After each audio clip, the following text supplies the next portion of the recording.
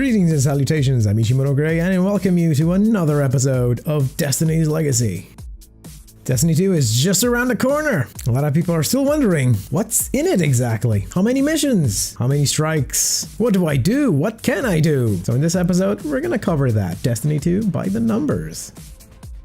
There's 3 classes in Destiny 2, each with 3 subclasses for a total of 9 subclasses. The current max level is level 20. Max power, what was previously known as light, is a bit iffy. The leaked guide says 300, but also has a picture of a weapon at 400. And then Bungie also has a picture of a weapon at 600. So it's like, There's a total of 2 social spaces. 1 is unlockable at the end. There's 16 story missions. They're all replayable for better loot. There's an optional part 2 for the Spark story mission for another subclass. We have no idea about the amount of side quests there are available. There's 4 world quests, 1 per patrol area, each with multiple submissions. Milestones are daily tasks for loot. There's PvE milestones and PvP milestones. There's 4 patrol areas, each split into multiple sectors. European Dead Zone has 19 sectors, IO has 10 sectors, Titan has 8 sectors, Nessus has 21 sectors, and the new tower, as far as we know, has 1 sector, although apparently there's something unlockable there that we still don't know what it is. Challenges, a selection of activity-specific tasks that reset daily or weekly. We're still not sure about the reset yet. Flashpoints, public event-based and on patrol areas. They're rotated weekly. Nightfalls, considerably hard versions of the strikes. You need to have between 230 to 240 power to actually be able to start them. They have multiple difficulties, normal, heroic, and prestige. There's 5 strikes plus 1 that is exclusive to the PS4. There's currently 1 raid. It's going to open on the 13th, the Leviathan raid, and it's going to have multiple difficulties, normal, heroic, and prestige. It'll most likely have raid challenges, but we don't know the total of the challenges. There's 29 adventures. They're replayable, and the guide says they take about an hour or 2 to complete, but there's a video that actually shows an adventure being done from start to finish, and it was more like half an hour or 40 something minutes. So I guess your mileage may vary. European Dead Zone has 13 adventures, Titan has 5, IO has 5, and Nessus has 7. There's a total of 27 lost sectors, with the European Dead Zone having 16, Titan 3, IO has 3, and Nessus has 5 lost sectors. There's a total of 91 public events, double if you count the heroic versions. European Dead Zone has 35, Titan has 8, IO has 15, and Nessus has 33. Treasure maps. Every week, Kate gives you a map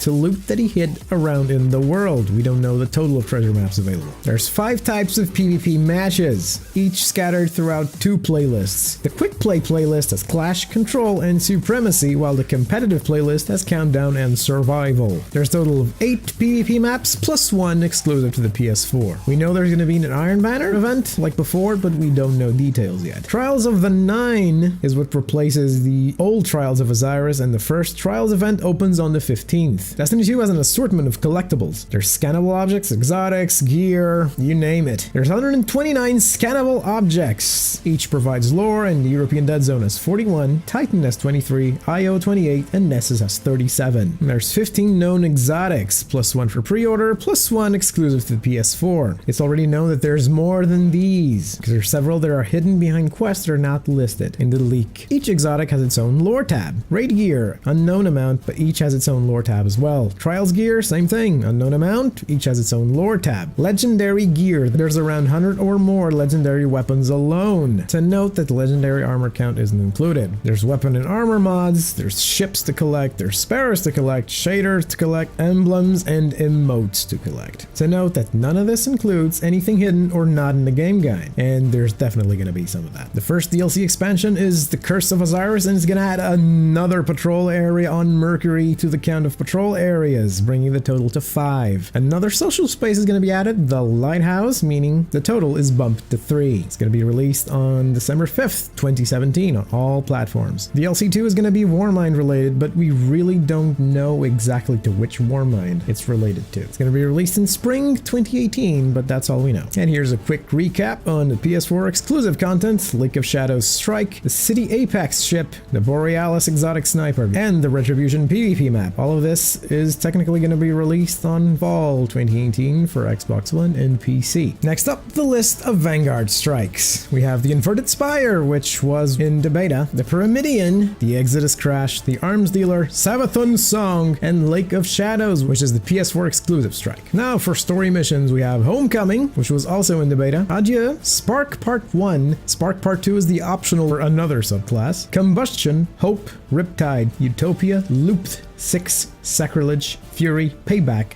Unbroken, a Larceny, 1AU, and Chosen. And now to put some of these numbers into perspective, in Destiny 1 there were only 8 mandatory story missions to beat the vanilla campaign. There were also a few side quests. There are around 68 legendary weapons, and each patrol area had between 8 to 10 sectors, roughly. That's it for today's episode, with a quick recap of everything that we know that Destiny 2 is gonna have. Please like and subscribe to boost our light. Eyes up, Guardians! See you in Destiny 2.